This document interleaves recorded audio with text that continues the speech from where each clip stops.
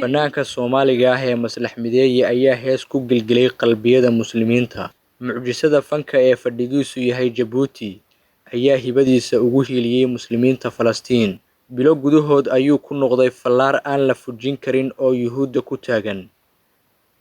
5 bilood ka hor, xilli diblomaasiyiinta iyo rug-cadaayada siyaasadda rogroga ay saadalinayeen dagaal ka qarxi kara Bariga Dhexe, gaar ahaan cariga Falastiin oo ay xoog ku haystaan Yuhuuddu, ayuu fanaanka Maslax Mideeye heesta Qudus ama Jerusalem ku baraarujiyay ruux walba oo ka dhidhiyi kara boobka Israa'iil ay ku hayso dhulka barakaysan.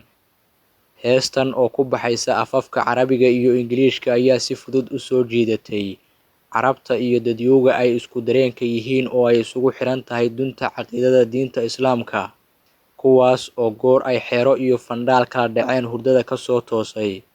Muuqaallo falcelin ah oo heestan laga soo duubay laguna garab istaagayo reer Falastiin ayaa aaladaha TikTok iyo YouTube si weyn u qabsaday muddadii 12 maalmood ahaa ee dagaalka aan kala joogsiga lahayn uu dhex marayay Yuhuudda iyo muslimiinta. Carabta ayaa bilaabay inay jacayl xad dhaaf ah u qaadaan fanaanka Maslax Mideeye, waxayna badankoodu soo qoreen in Soomaalidu Carab asala ay tahay. Heesta Jerusalem oo qiiro iyo murugo xambaarsan tiiraanyana muujinaysa ayaa noqotay tii ugu saameynta badnayd ee lagu muujiyo xasuuqa Yuhuuddu ay ku hayaan reer Falastiin, waxaana Yuhuudda oo aaminsan inaysan hadal ku weerari karin una soo heesi karin cid aan ahayn reer Falastiin oo ka falceliyay ay muujiyeen muslim nacayb xad dhaaf ah.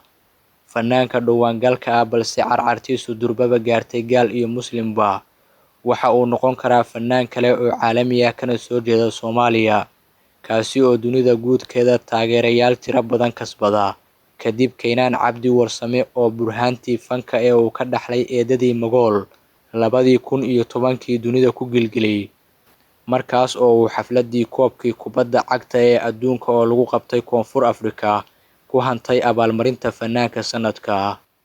Keenan Cabdi Warsame ayaa ah Soomaaliga kaliya ee fanka ka haysta 4 abaalmarin oo caalami ah, waxaana ugu qaalisan tii uu ku qaatay heesta Woven Flag ee Juno Award for Songwriter of the Year oo uu ku guuleystay sanadkii 2010. Waad ku mahadsan tahay daawashada warbixintan. Like saar bogga Maxamed Muuse Tarsan oo sii faafi muuqaalkan si uu u gaaro saaxiibada.